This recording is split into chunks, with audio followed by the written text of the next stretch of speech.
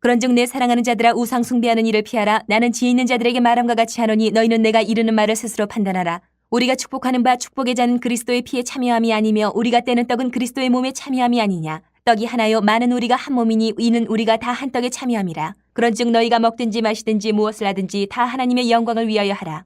유대인에게나 헬라인에게나 하나님의 교회에나 거치는 자가 되지 말고 나와 같이 모든 일에 모든 사람을 기쁘게 하여 자신의 유익을 구하지 아니하고 많은 사람의 유익을 구하여 그들로 구원을 받게 하라. 내가 그리스도를 본받는 자가 된 것 같이 너희는 나를 본받는 자가 되라. 오늘 이 본문 말씀에서 사도 바울은 고린도 교회를 향해서 지금 질문을 던지고 있는 겁니다. 어떤 질문이냐 하면 그리스도인은 세상 속에서 어디까지 자유롭게 살 수 있을까? 이 질문을 던지는 거예요. 여러분 어떻습니까? 스스로에게 질문을 한번 던져보십시오. 그리스도인은 세상 속에서 어디까지 자유롭게 살 수 있습니까? 지금 이 고린도 교회 안에 계속 앞에 본문에서부터 이어오는 말씀 중에 이제 우상에 관한, 특히 우상 숭배한 제사한 그 음식들, 고기들을 먹는 문제로 지금 갈등이 계속 이어지고 있는데 그 고린도 교회에 그것을 통해서 지금 오늘 이 이야기를 하는 겁니다. 성도로서의 자유함이 어디까지냐? 우상 제물을 마음대로 먹는 것도 괜찮은 자유냐? 이런 이제 이야기들이 나오는데 바울은 이 장면에서 단순히 먹고 안 먹고 이 문제를 뛰어넘어서 우상 제물을 그리스도인 성도의 삶 전체가 누구에게 속해 있는가 이것까지 지금 가르치고 있는 장면입니다. 그것을 오늘 우리가 자세히 이 본문에서 살펴보려고 합니다. 먼저 이 바울은 오늘 이 본문에서 성찬식을 가지고 이 우상숭배 제물을 이야기하고 있어요. 성찬식과 비교해서 주님의 식탁에 참여한 자는 우상숭배 피해야 된다라는 거죠. 14절에 분명히 말합니다. 그런즉 내 사랑하는 자들아 우상숭배하는 일을 피하라 이렇게 명령을 해요. 여기서 피하라 이 말은 그냥 조심해라, 안 먹을 수 있으면 안 먹는 게 좋겠다 이 정도가 아니고 위험 앞에서 도망치라, 피하라 명령이에요. 위험 앞에서 도망치라. 우상 숭배의 위험에서 아예 그냥 떨어져서 도망쳐야 된다. 고린도 교회 성도들은 예수님을 믿었지만 여전히 그 고린도라는 도시의 문화, 여러 우상 숭배하는 종교 행사 속에서 그냥 섞여서 살고 있었던 거예요. 그래서 우상 숭배한 그 고기들이 시장 장터에 나오고 또 우상 숭배하는 그 이웃들 친구들의 초대도 있고 우상 숭배, 우상 신전에서 잔치가 계속 열리고 이런 것들이 그냥 주변에 가득 차 있는 거예요. 그것과 연결되어 있는 거예요. 그러다 보니까 어떤 성도는 우상은 아무것도 아니니까 아무것도 아닌데 뭐 헛것인데 뭐 괜찮아 라고 생각하는 성도들도 있고 여러 또 그렇지 않은 정반대의 성도들도 꾀름직한 성도들도 있고 그런데 바울은 우상 자체는 아무것도 아닐 수 있어도 우상 숭배 자리에서는 영적인 위험이 있기 때문에 가지 않는 것이 맞다라는 거예요. 그러면서 성찬의 이야기를 합니다. 성찬, 우리가 하나님께 나누는 하나님 앞에서 나누는 이 성찬식 단순한 의식이 아닙니다. 우리가 떡을 떼고 잔을 마실 때 우리는 그리스도의 몸과 피에 참여하는 예식이 성찬이에요. 주님과 연합됐다라는 것을 고백하고 교회가 주님의 몸된 교회임을 고백하는 것이 성찬식이란 말이죠. 이 얘기를 하면서 분명하게 얘기하는 것은 주님의 식탁에 그 성찬에 참여한 사람이 동시에 귀신의 식탁에 참여할 수 없다라고 단호하게 얘기를 합니다.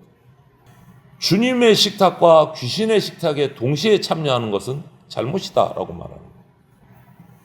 오늘 우리의 우상은 꼭 이렇게 눈에 보이는 조각상, 신전의 제사 이것만 있는 것은 너무나 우리가 잘 알고 있죠. 우리 삶 속에 하나님보다 먼저 되는 것이 우상입니다. 돈이든 성공이든 내 인정받고 싶어하는 마음이든 그게 다 우상이 될 수 있어요. 하나님보다 더 두려워하고 아니면 더 사랑하거나 더 의지하는 것이 있다면 그것은 우리에게 우상입니다. 그래서 오늘 우리가 스스로에게 점검할 것은 주님, 저는 지금 누구의 식탁에 앉아 있습니까? 주님과의 식탁에 앉아 있습니까? 귀신의 식탁에 앉아 있습니까? 한번 점검을 해봐야 돼. 아니면 두 개를 동시에 다 오락가락하고 있습니까? 성도 그리스도인이라는 이 이름은요, 그대로예요. 그리스도인, 거룩한 백성, 주님께 속한 사람들이라는 거죠. 주님께 속한 사람들. 그렇기 때문에 오늘은 주님의 식탁에 우리가 앉아야 하고 우상의 식탁은 피해야 돼요.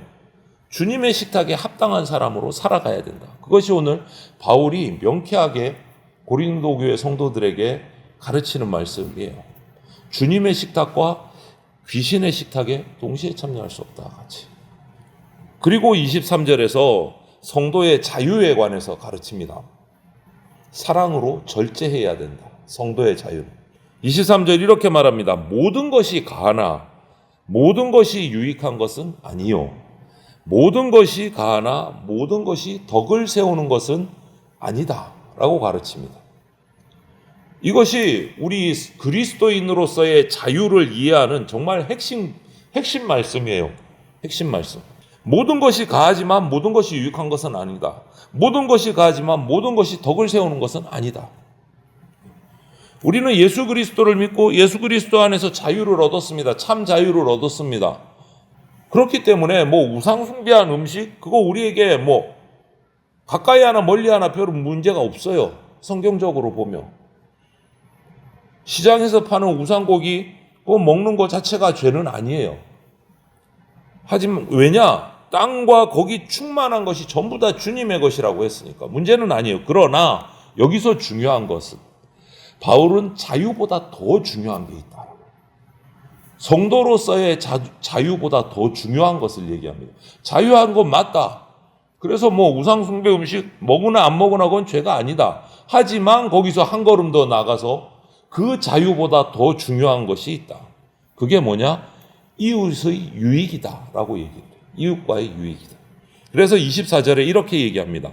자유하지만 누구든지 자기 유익을 구하지 말고 남의 유익을 구하라. 이렇게 얘기를 해요. 남의 유익을 구하라.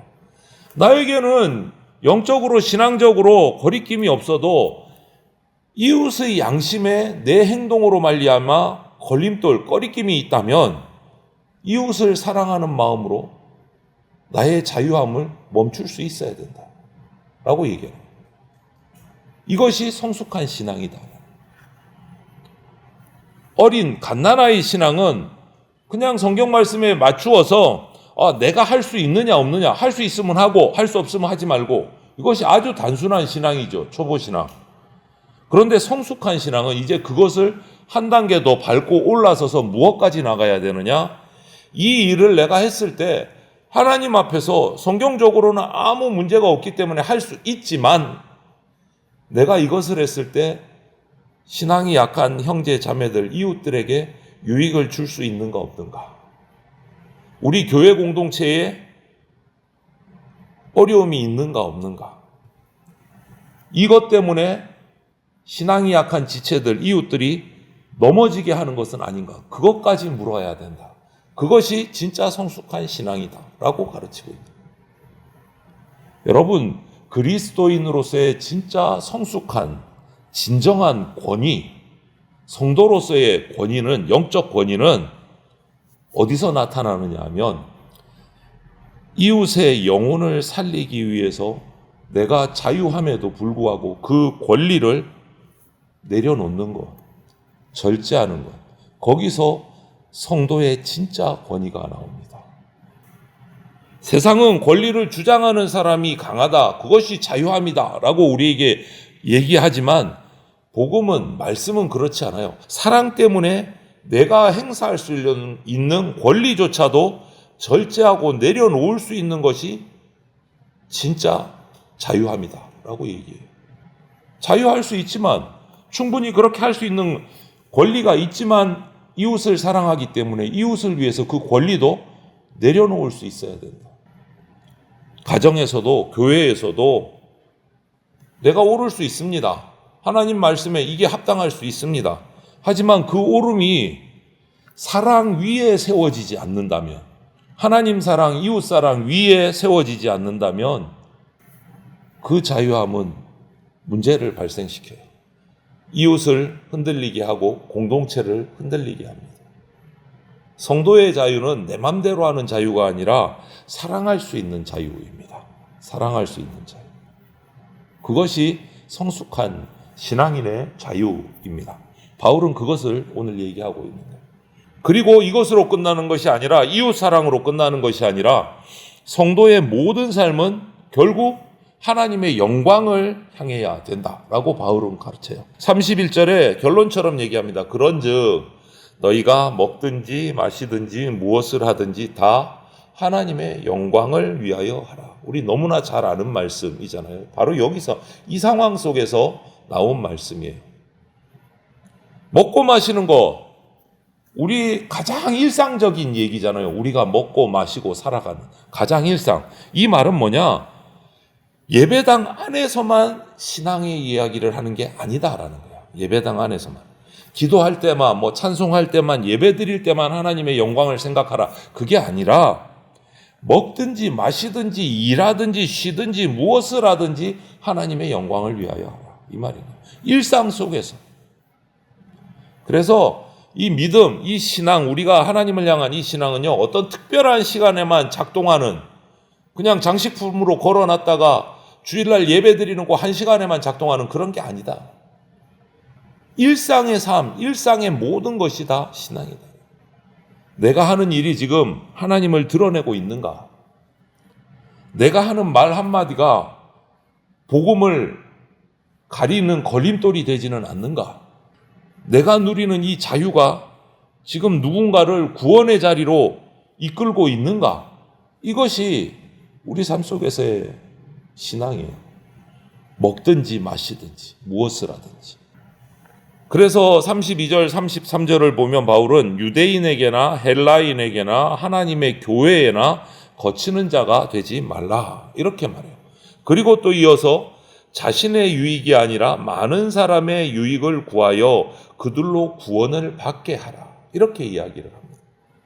하나님의 영광, 이웃의 유익, 사람의 구원을 위해서 살아야 된다라는 말이죠.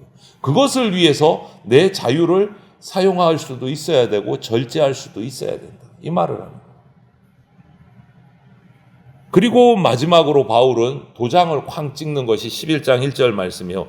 내가 그리스도를 본받는 자 된 것 같이 너희는 나를 본받는 자가 되라. 이것은 바울이 자신을 자랑한 게 아니에요. 뭐를 말하느냐? 그리스도를 따라가는 길로 고린도 교회 성도들을 초대하는 말인 거예요. 내가 지금 이런 여러 가지 일들을 겪으면서도 예수님을 따라가고 있으니까 너희들도 나를 따르라. 내가 그리스도를 본받는 자 된 것 같이 너희는 나를 본받는 자가 되라. 예수님을 따르는 길로 초대하는 말씀이에요. 자랑의 말이 아니라.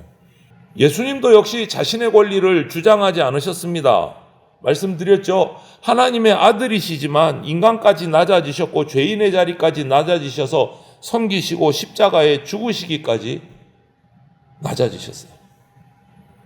그러므로 예수 그리스도의 몸된 교회인 우리는 예수님의 삶의 기준에 우리가 닮아가야 되는 거예요.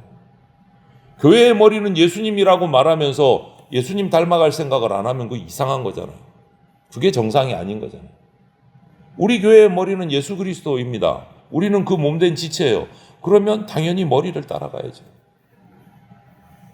내가 손해보더라도 하나님의 영광이 된다면, 내가 불편하더라도 이웃이 세워진다면, 구원받는다면 그것이 복음의 길입니다. 우리가 가야 될 길이에요. 하나님이 사랑하시는 성도 여러분, 주님의 식탁에 우리가 참여하는 사람답게 오늘 이 하루도 우리가 우상을 멀리합시다. 자유를 사랑으로 절제해야 돼요. 사랑할 수 있는 자유를 누려야 됩니다. 그리고 모든 일을 하나님의 영광을 위해서 우리가 행하시기를 바랍니다.